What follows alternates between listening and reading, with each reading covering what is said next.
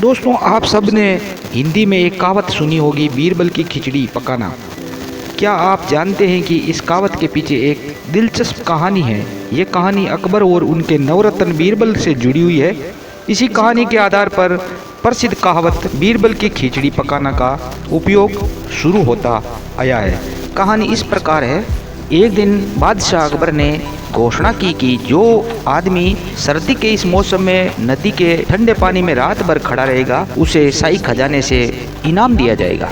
इस घोषणा को सुनकर एक गरीब व्यक्ति ने सारी रात नदी में खड़े खड़े बिता दी और अगले दिन बादशाह के दरबार में आकर इनाम मांगने लगा। तब बादशाह ने उस व्यक्ति से सवाल किया, क्या तुम बता सकते हो किस शक्ति के सहारे तुम रात भर नदी में खड़े रहे।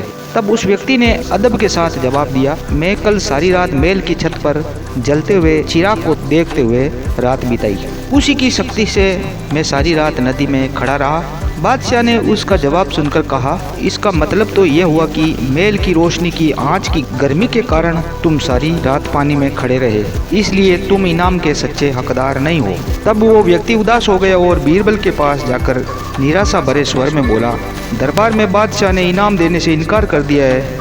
और उस व्यक्ति ने सारा कारण बीरबल को बता दिया। अब बीरबल ने गरीब व्यक्ति को सांत्वना देकर घर भेज दिया। बादशाह ने अगले दिन बीरबल को दरबार में ने पाकर अपने एक सेवक को उन्हें बुलाने के लिए भेजा। सेवक ने उन्हें आकर सूचना दी। फिर बीरबल ने कहा कि जब उनकी खिचड़ी पूरी पक जाएगी तब वे दरबार में आ सकेंगे, बादशाह से कह देना।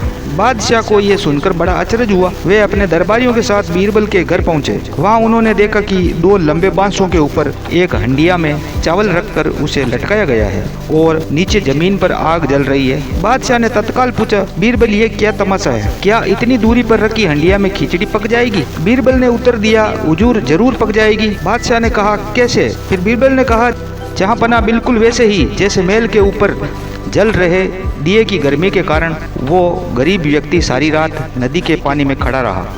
बादशाह अकबर बीरबल का ये तर्क संगत उत्तर सुनकर लज्जित हुए। उन्होंने तुरंत उस व्यक्ति को ढूंढ लाने और उसे पुरस्कृत करने का आदेश जारी कर दिया। जब लोगों को ये बात पता चली तभी से बीरबल की खिचड़ी एक कहावत के रूप में प्रचलित हो गई।